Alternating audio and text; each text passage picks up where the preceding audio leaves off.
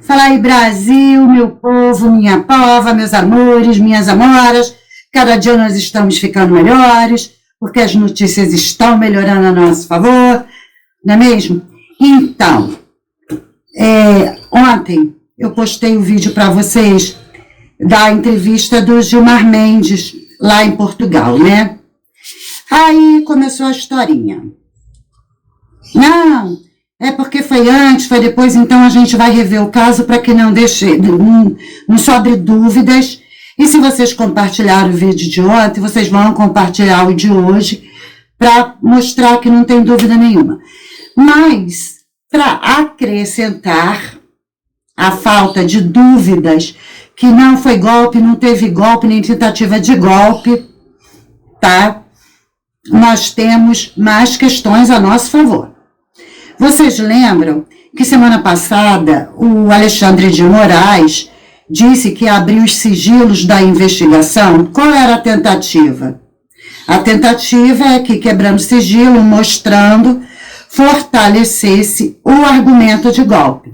E eles abriram os sigilos dos depoimentos dos generais.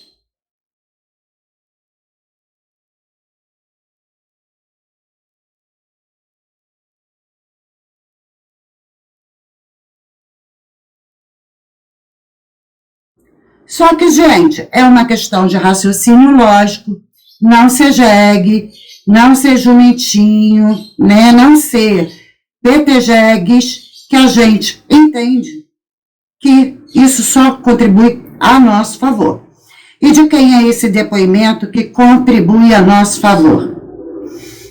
Do Freire Gomes, o traíra, o general Melancia.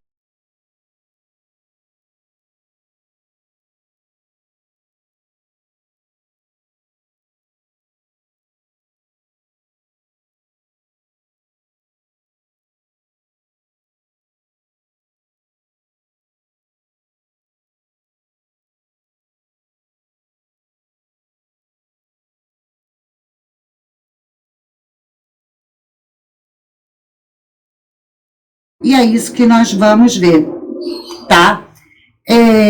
Saiu na Globo News. Infelizmente, eu já tomei uma chamadinha do YouTube aqui que eu não posso botar as imagens da CNN, de Globo News, etc, etc.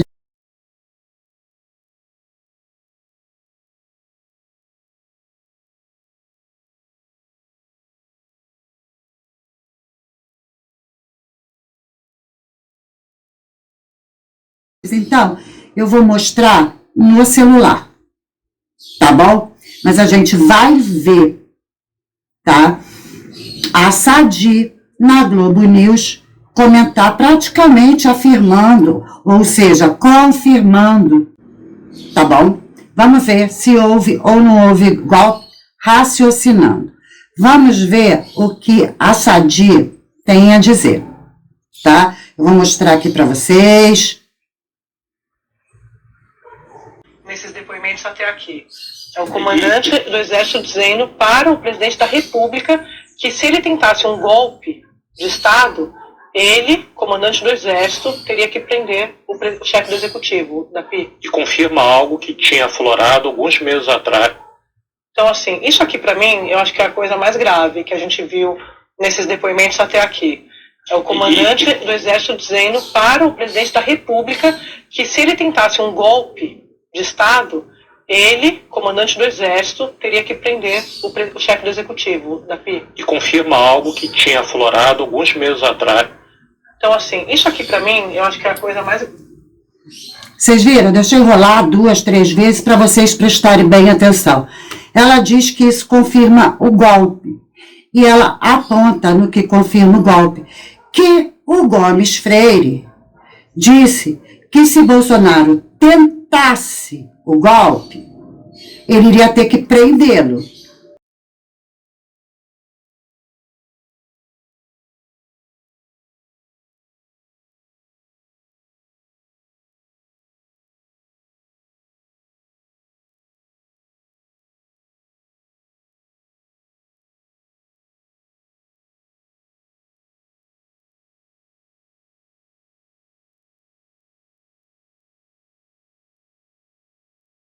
né? Então, se o Bolsonaro não está preso pelo Freire Gomes e não foi nunca, é porque nunca houve nem tentativa. Porque, por isso que eu deixei rodar mais vezes. Se ele tentasse, não foi nem se ele executasse, tentasse o golpe, ele teria que prendê-lo. Bolsonaro não foi preso em hora nenhuma, então não houve nenhuma. Essa é a maior confirmação que não houve nem tentativa de golpe, para começar, né? Então, acabou, gente. Se não houve tentativa... Mas houve reunião no Palácio e eles apresentaram a minuta. Então, o máximo que houve não foi tentativa. Foi cogitação, pensar, vamos sentar aqui e vamos resolver. Porque cogitar é pensar, é sentar para pensar, para raciocinar qual a melhor maneira de agir e até onde nos consta não existe crime de pensamento ou de cogitação. Esse crime não existe. E o de tentativa não existiu. De novo, Bolsonaro não foi preso. Só que se não existiu nem a tentativa, tá? E como a mídia tem dito, e o Alexandre de Moraes, né, tudo em sigilo, que isso tudo partiu de dentro de uma reunião secreta no Palácio. Então, se é secreta, o que os manifestantes que estavam em porta de quartéis, pobres coitados, que nunca pisaram dentro do palácio, tem a ver com golpe para serem presos, acusados de golpistas? Ou seja, mais uma vez essa prisão fica ilegal, porque quem estava do lado de fora, em porta de quartel, não sabia de reunião secreta, não sabia de minuta nenhuma, não sabia de nada. Então estão presos por quê? Conspiraram contra o quê? Sem saber de coisa nenhuma que estava acontecendo. Qual é o crime de fato sobre o assunto golpe para eles estarem presos? É o primeiro ponto. E aí, é o que eu falo para vocês, que veio a história do Gilmar Mendes, que aquele vídeo tem mais de um ano, tá? Que aquele vídeo ele não sabia da minuta do golpe, sabia. Não difere em nada a data do vídeo, apesar de ter sido vazado só ontem.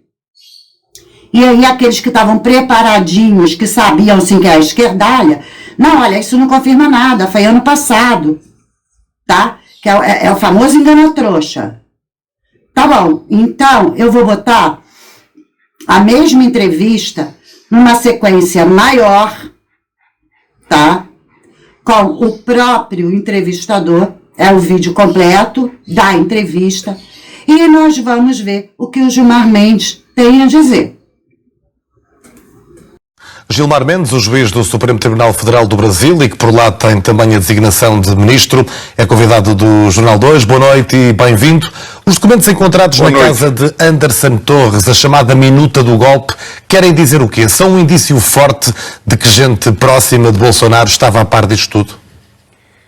A gente tem algumas informações de que naquele momento, especialmente na fase pós-eleitoral, havia uma insegurança, o não reconhecimento explícito da vitória do candidato Lula e a percepção de que algo não ia bem. Agora surge esse documento nessa busca e apreensão e certamente as investigações e também o depoimento do ex-ministro certamente vão contribuir para o esclarecimento. Vocês viram o que ele falou da minuta encontrada pela PF na casa do Anderson Torres? Será possível responsabilizar do ponto de vista criminal Jair Bolsonaro? Caso o Bolsonaro volte ao Brasil, pode ser preso?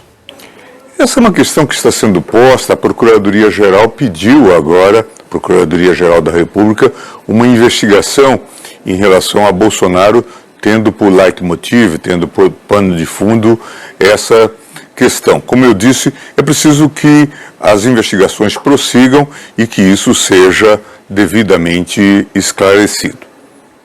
Até que ponto a democracia do Brasil correu perigo naquela tarde de domingo, dia 8 de janeiro? Certamente não houve, de forma muito clara, não se pode dizer, uma tentativa de golpe, não houve quem quisesse assumir o poder. Ocuparam o Supremo Tribunal Federal, ocuparam o Palácio do Planalto e ocuparam parte do Legislativo. Em seguida, as forças policiais atuaram e esses palácios foram esvaziados. Mas, de qualquer forma, causaram um imenso tumulto, como nós estamos a ver e estamos a discutir, inclusive, no exterior, aqui em Portugal, em outros sítios. Isso é extremamente grave.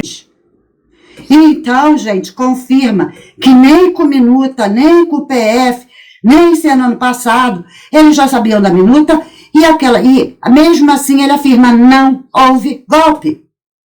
Isso já vinha sendo ensaiado durante todo o mandato do presidente Bolsonaro. Havia aquelas domingueiras, manifestações contra os poderes. Foi um mandato antidemocrático?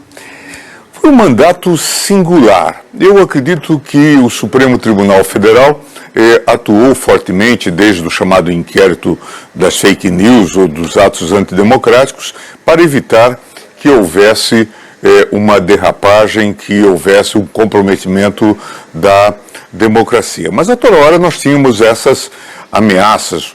Os dois últimos 7 de setembro foram manifestações que colocavam em xeque ou procuravam colocar em xeque a autoridade do Supremo Tribunal Federal. A toda hora vinham ameaças, xingamentos aos magistrados. Em suma, era um quadro muito singular, embora a democracia tenha sido mantida. Acho que as instituições foram bastante resilientes e nós chegamos a esse resultado na eleição. O Brasil se reinventou. Recentemente afirmou que a Operação Lava Jato, mais do que combater a corrupção, essa Operação Lava Jato era sobretudo um projeto político do agora senador Sérgio Moro e do procurador Deltan Dallagnol. Quer explicar melhor aos portugueses esta sua posição? É fácil de perceber que era um movimento político, tanto é que os dois se candidataram e se elegeram e viviam fazendo campanhas, inclusive campanhas contra o Supremo, campanhas contra líderes do Congresso Nacional. Acho que não é muito difícil. Quem analisar agora não a Lava Jato, mas aquilo que se chamou a Vaza Jato, aquelas informações que saíram da cooperação estreita que havia entre Deltan Dallagnol e Moro, há de saber que se tratava de um conúbio, diria eu, um conúbio espúrio. Depois houve, inclusive, a tentativa feita por Deltan Dallagnol, muito próxima de se realizar, de ter um fundo de 2,5 bilhões de reais. Alguma coisa perto de alguns milhões de euros que intentavam usar para fins políticos, fariam um combate contra a corrupção, maior do que talvez os nossos fundos eleitorais. Estou absolutamente convencido de que se tratava de uma operação política e por isso ela foi encerrada de forma tão inglória. Vocês entenderam? E até depois foi até melhor que a gente vê a história inteira, até botando Lava Jato na história, botando Dallagnol, a perseguição, e logo depois ele fala que a direita brasileira tem de se reconfigurar e demarcar-se desta extrema-direita populista? Tenho a impressão que sim. Certamente temos pessoas qualificadas naquilo que se chama direita, e hoje aparecem vários candidatos eleitos, governadores, e que podem exercer esse papel de liderança sem o comprometimento da democracia e sem ameaça à democracia. Há pouco falou de fake news. Essas fake news e todo o lastro que ganham nas redes sociais no Brasil têm sido decisivas para este ambiente, que me parece que posso classificar de ambiente tóxico? Acho que sim. O governo Bolsonaro foi marcado por essas fake news e acredito que até a vitória de Bolsonaro nas urnas se deu com o uso das fake news. Nós certamente tivemos um quadro de reversão graças à atuação do TSE, que teve um comando, o comando do ministro Alexandre de Moraes, contra as fake news e foi muito enérgico em relação a essa temática, enfrentando inclusive as plataformas. Há um embate muito sério que se deu com o Telegram, em que se exigiu que eles tivessem representação no Brasil e que cumprissem as leis brasileiras. Gilmar Mendes, muito obrigado e muito boa noite. Boa noite. Pois ele fala que aquilo que vem ser dito aqui, né? Que o Bolsonaro só foi eleito por conta de fake news. Que fake news? A facada foi fake news? Ele está no hospital, quem foi fazer campanha para eleger ele fomos nós, porque ele nem campanha fez. Nem os filhos dele não estavam com cabeça, o homem estava internado, entre a vida e a morte. Foi o povo brasileiro que assumiu essa campanha. Que fake news? Se ninguém precisou falar nada contra ninguém. Foi só fazendo musiquinha para Bolsonaro, o povo indo na rua fazendo dancinha e coreografia, e foi assim que a gente ganhou.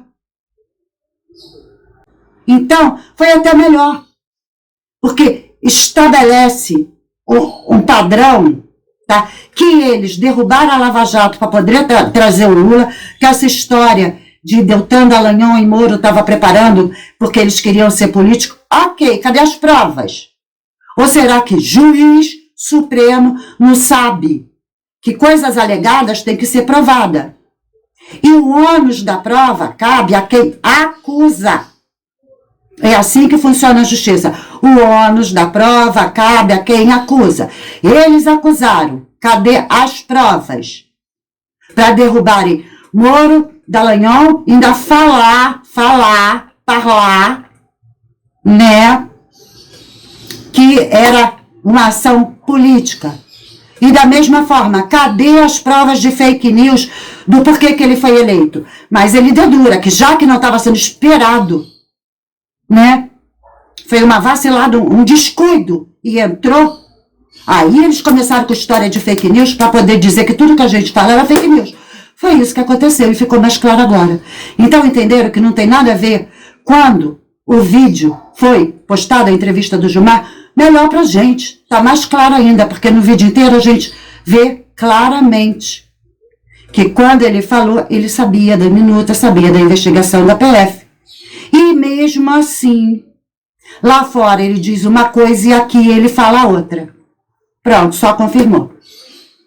Tá bom? Bom, na verdade, é mais ou menos isso que eu quero trazer para vocês, né? Essa história, confirmação de que a narrativa está invertendo, tá? A narrativa do Jacques Wagner, que eu botei ontem, né? Falando de criar narrativas, ok? E a narrativa agora é que, tá vendo, como a Globo News falou, a Sadi, ele confirmou, só não teve golpe porque senão ele ia ser preso. Não, ele confirmou que não teve golpe porque ele não foi preso. Percebe? É uma questão de, ele iria aprender se não houve, não tem. A prova é a nosso favor e não contra.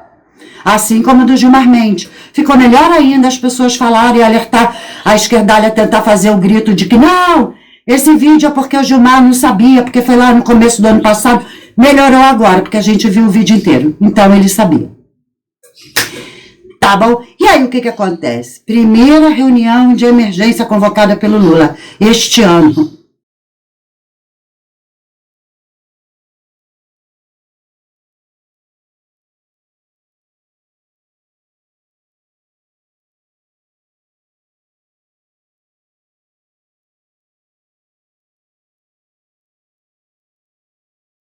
Para falar o quê? Sobre isso. Mas de quem que ele fala, gente?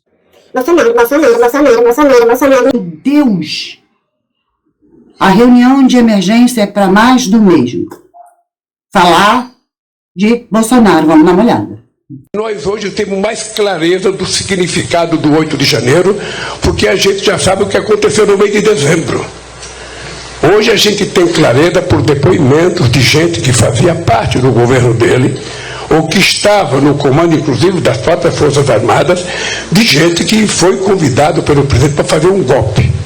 Então, se há 3 meses atrás, quando a gente falava em golpe, parecia apenas insinuação, hoje nós temos certeza que esse país correu sério risco de ter um golpe em função das eleições de 2022. E não teve golpe, não só porque algumas pessoas que estavam no comando das Forças Armadas não quiseram fazer, não aceitaram a ideia do presidente, mas também porque o presidente é um covardão. Ele não teve coragem de executar aquilo que planejou. Ele ficou dentro de casa aqui no Palácio chorando quase que um mês e preferiu fugir para os Estados Unidos do que fazer o que ele tinha prometido, na expectativa de que fora do país o golpe poderia acontecer, porque eles financiaram as pessoas na porta dos quartéis para tentar estimular a sequência do golpe.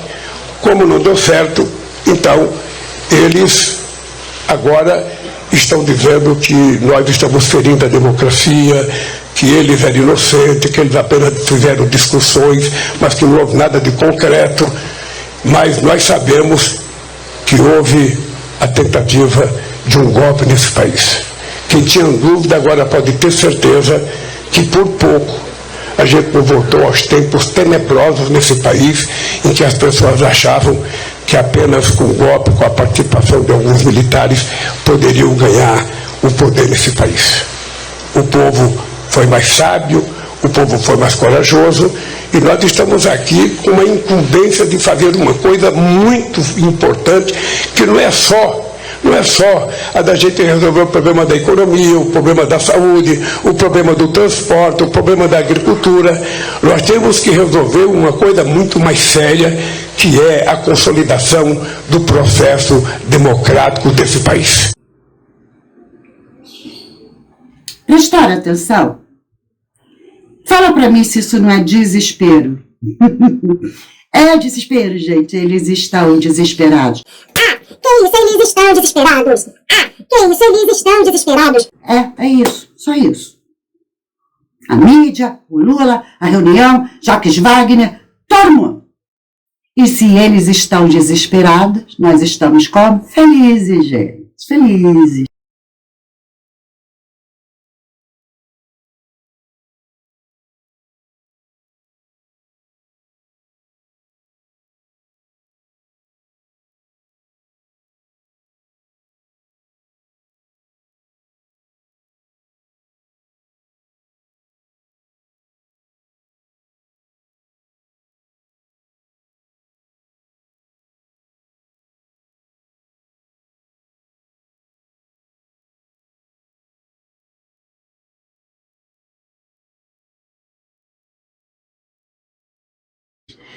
Então, é isso aí, gente.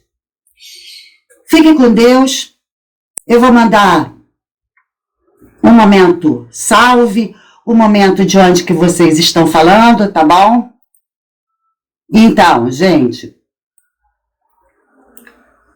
um salve para o Nil de Campinas, Aparecido José Silva de Campo Grande, Mato Grosso do Sul, Sara Silva de Santa Catarina, Maria Penha, Pernambuco, Maria Aparecida, Praia de Iracimirim, Bahia, Ercília Amaro, Santa Bárbara do Oeste, São Paulo, Adalberto Leite, Cajamar, São Paulo, Marlene Soares da Silva, Belém do Pará, Paulo Roberto Martins Barbosa, de Americana, São Paulo, Marilene Anjos Araújo, Taubaté, São Paulo, Rogério Teles, do Rio de Janeiro, Orlando Dantas, Maricá, Rio de Janeiro, Sebastião Carlos Sabará, de Minas Gerais, Cione Terezinha, beijo para você, Zaqueu Antônio, Jair Santos, Vanderlei. Gente, o Vanderlei me mandou um recadinho, eu vou ler para vocês,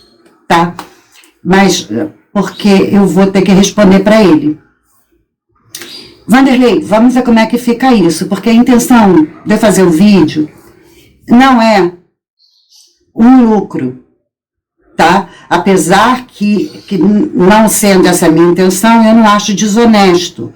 Mas eu não tenho tocado nesse assunto exatamente para não parecer, porque esse meu canal é muito antigo. Eu vou até explicar uma coisa para vocês. O meu canal, esse canal, Ruth Castro, tá? Na verdade, era um canal pessoal. Eu abri um canal para falar com vocês, o Fala Aí Brasil, é outro canal. E tem gente me assistindo no Fala Aí Brasil também, eu botei o nome de vocês aqui também, tá? Eu misturo. Então, o que acontece? Eu comecei a jogar vídeos sobre política, sobre esses assuntos, sempre lá. E a minha intenção realmente era só falar com o Brasil, conversar com o Brasil. Eu não sei o que aconteceu, que quando eu vi, o meu canal pessoal estava crescendo, todo mundo comentando, todo mundo compartilhando, e ele passou do dobro de inscritos do Fala Aí Brasil. Foi isso que aconteceu, eu não entendi até agora como. Entende? E até porque eu estou vendo isso, que é o meu canal pessoal. Aliás, gente, do Fala Aí Brasil, se vocês quiserem migrar para cá, mas não tira a inscrição de lá não, uma coisa não tem nada a ver com a outra, tá? Mas se quiserem ficar com os dois, por quê? Porque esse canal pessoal era para caso acontecesse algum bloqueio, alguma coisa no YouTube, eu ter esse canal para jogar, assim, alguma coisa. E era o que estava acontecendo. Estava acontecendo toda hora ser bloqueada no Fala Aí Brasil. Então, eu comecei a jogar as coisas aqui. E quando eu desbloqueei lá, eu fiquei com Ruth Castro e Fala Aí Brasil, para tentar salvar as coisas. E está acontecendo isso. Então, quem é do Fala Aí Brasil, pode se inscrever no Ruth Castro. E vice-versa. Tá bom? Então, agora eu vou falar o que o Vanderlei falou para mim. Olá, Ruth. Gosto do seu jeito sarcástico com relação às notícias, só debochando mesmo. Pois é, filho. Ô, Vanderlei, bem que eu não queria ser assim. Mas Deus já me fez um pouco sarcástico. E com o Brasil que nós temos hoje, não dá. Só sendo assim, né? Brasil não é para amadores. Ruth, todos os youtubers pedem ajuda Pix. Por que você não faz o mesmo? O que faz é um trabalho de pesquisa e requer tempo e dedicação. Logo, ajuda quem quer, fica a dica. Beijo, Vanderlei. Então, eu expliquei mais ou menos porque que eu nunca toquei nesse assunto, né? Só que, gente, eu vou ter que abrir meu coração, porque hoje, por coincidência ou não, apareceu esse comentário do Vanderlei no Ruth Castro, tá? E logo depois eu recebi uma ligação, para vocês verem, gente, como é que o negócio é perigoso.